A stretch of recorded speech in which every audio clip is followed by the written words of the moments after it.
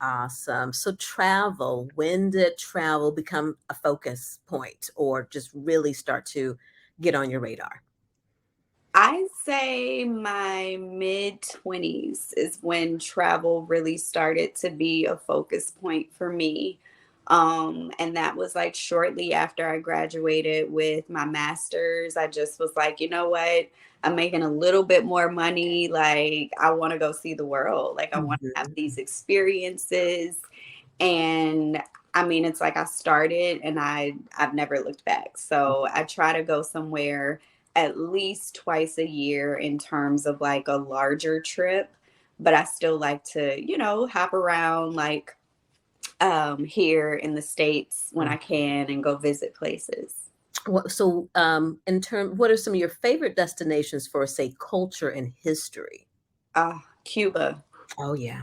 Cuba was amazing. Like I don't think I have the words to put like into what that Cuba experience did for me. Like it was just you got to unplug, which was like the biggest thing because it's like it's not normal like being in the US where you have access to Wi-Fi everywhere you Mhm. go and you have like your cellular tower so you can use your phone freely. Like it's not like that. Like you're literally unplugged and disconnected. And so you kind of have no choice but to really dive fully into the experience that you're having. Cool.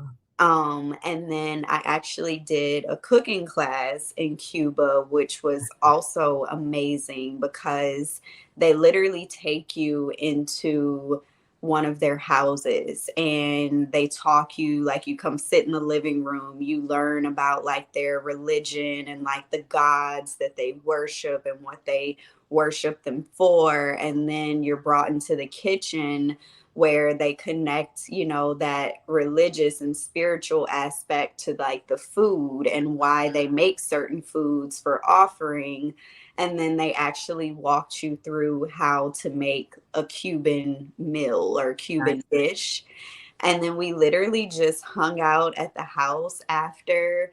They had like a band that came through, and we're like in the backyard with the chickens, just like listening to music and like having a good time. And so that experience was just like hands down probably one of my most favorable and near and dear experiences to my heart. Perfect. And then favorite spot for food? Favorite spot for food. Oh, that's a hard one. Favorite spot for food. Oh man. This might be because I live here, but I was Okay. gonna say, honestly, I feel like New Orleans. It might be because I know where to go to get Mhm. what I want though, but it's not a lot of places that I feel like have topped some of the food experiences I've had in New Orleans. Okay.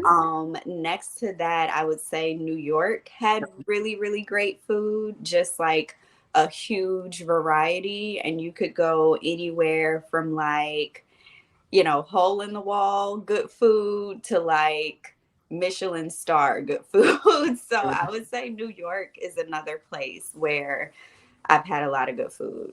Okay. So for someone who has not been to New Orleans or wants to come back and check out the scene again, what are your 3 to 5 top spots to eat and go? 3 5 top spots. Bearcat is one of my favorite. Okay. That is like a breakfast slash brunch spot. Oh, I love brunch. But oh my God, like everything is fresh. They make a lot of stuff in house. So, like, even like their juices and stuff like that are made in house.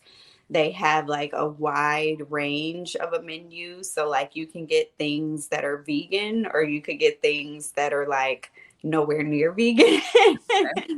Like, there is a sandwich actually, it's a breakfast sandwich. Which their biscuits alone are like divine, but it has like a lobster tail on it. It has like this crab and spinach dip. And like I mean, it's just amazing. So Bearcat is definitely on the list. There's a restaurant out here. What's the name of it? Nina Compton is the owner, and the name Okay. is Lippin Compare Lipin. Okay. Yep. So good. Like, and I don't know how familiar you are with Nina Compton. I'm Yes. a big fan of hers, Hmm. but you know, she takes like her island Caribbean vibe, she mixes it from like her training in different places from the world. And so this restaurant is like a fusion of like French, American, and Caribbean food, but like you'll be eating the food and be like, what, you know, like what am I eating? I didn't even expect it to be this good. And then I would say one of my last recommendations is a place called Paladar 511, Okay. and it's just very interesting too. Like they have a very unique menu, so you'll be able to find like squid ink pasta on the menu that has like these like spicy shrimp with it. There's also a rabbit dish, which Okay. it's like a rabbit gnocchi, but Wow. like amazing. Like, and I did not think I would like that. Mhm. And then they have like, they do their pizzas in like the brick oven, but like they're very like, they just have a different flair to them. So just a very interesting menu. Oh,